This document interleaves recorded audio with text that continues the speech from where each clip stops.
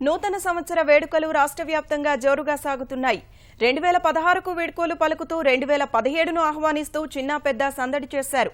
రాజధాని ప్రాంతంలో ప్రభుత్వ ఆధ్వర్యంలో మొట్టమొదటిసారిగా నిర్వహించిన సాంస్కృతిక కార్యక్రమాలు ప్రత్యేక ఆకర్షణగా నిలిచాయి.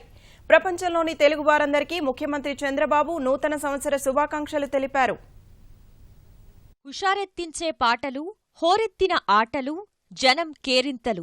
2017కు స్వాగతం పలుకుతూ ప్రజలు సందడి చేశారు. నవ్యాంధ్ర రాజధాని అమరావతిలో సంబరాలు అంబరాన్నంటాయి. విజయవాడ బరం పార్కులో ఐఏఎస్ అధికారులు నిర్వహించిన వేడుకల్లో ముఖ్యమంత్రి పాల్గొన్నారు. రాష్ట్ర పురోగతికి అధికారుల సహకారం కొనసాగించాలని సూచించారు. 2017లో అందరికీ సకల శుభాలు కలగాలని ఆకాంక్షించారు.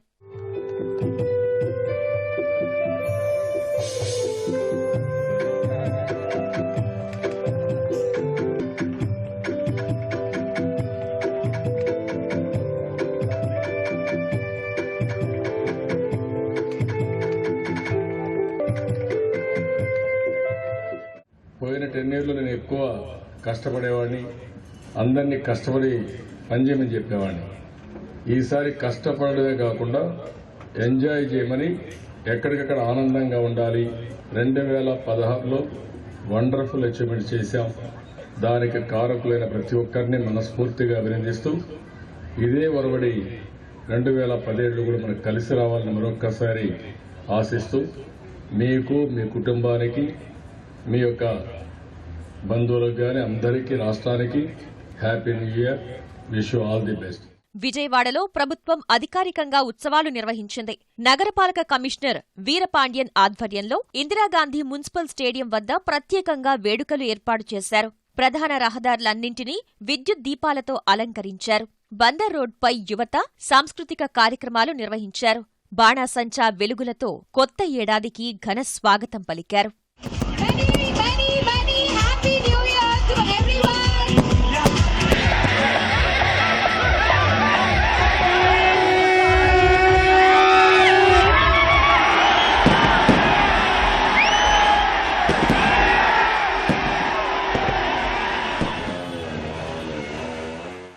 మన 2016లో మంచి విషయాల్ని నేర్చుకున్నాము.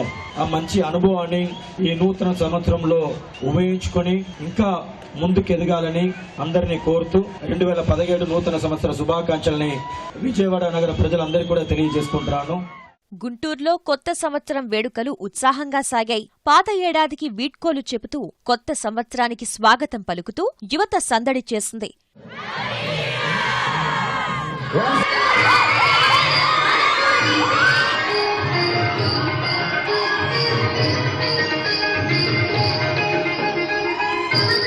గుంటూరులోని పలు కూడళ్లలో యువకులు కేరింతలు కొట్టారు. కళాశాలలు, వసతి గృహాలు, క్లబ్బులు, హోటళ్లలో కొత్త సంవత్సరం వేడుకలు ఉల్లాసంగా జరిగాయి. రాష్ట్ర మహిళా కమిషన్ కార్యాలయంలో మహిళా కమిషన్ చైర్మన్ నన్నపనేని రాజకుమారి ఆధ్వర్యంలో నూతన సంవత్సర వేడుకలు నిర్వహించారు.